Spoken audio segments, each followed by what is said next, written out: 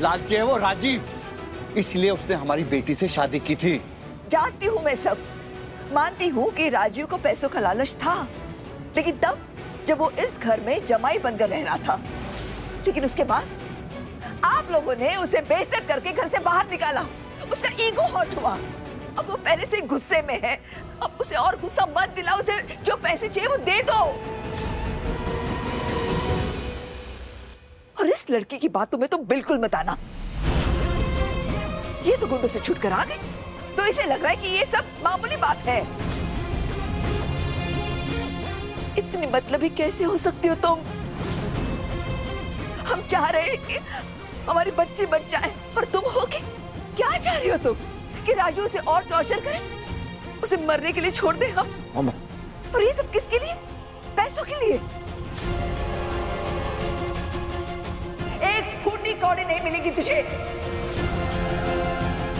निकल जाए ऐसे। बिल्कुल सही कह रही है आप बबीता जी।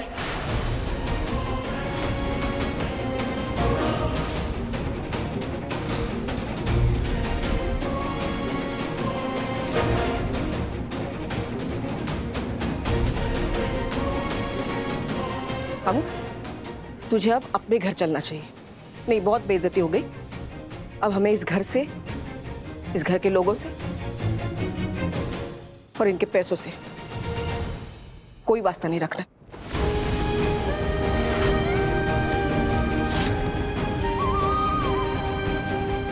चल आई सुन, चल बात सुन।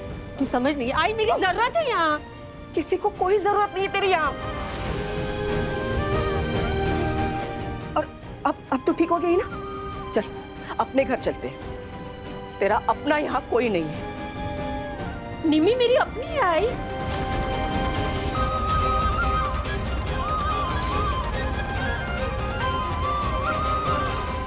और वो मुसीबत में है। जब तक वो घर सही सलामत लौट कर नहीं आ जाती, मैं उसके परिवार को अकेला नहीं छोड़ सकती। उसकी माँ को भी।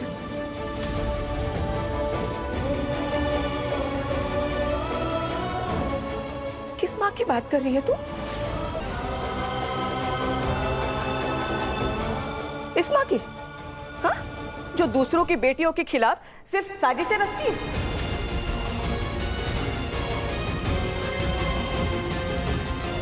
जिसे ना किसी और माँ की ममता दिखती है, ना किसी और बेटी के दुख।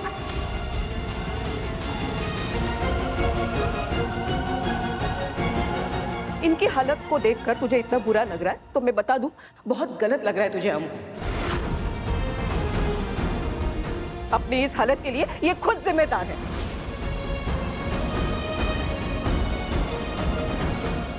और मुझे तो लगने लगा है इनके ना कर्म वापस लौट आए।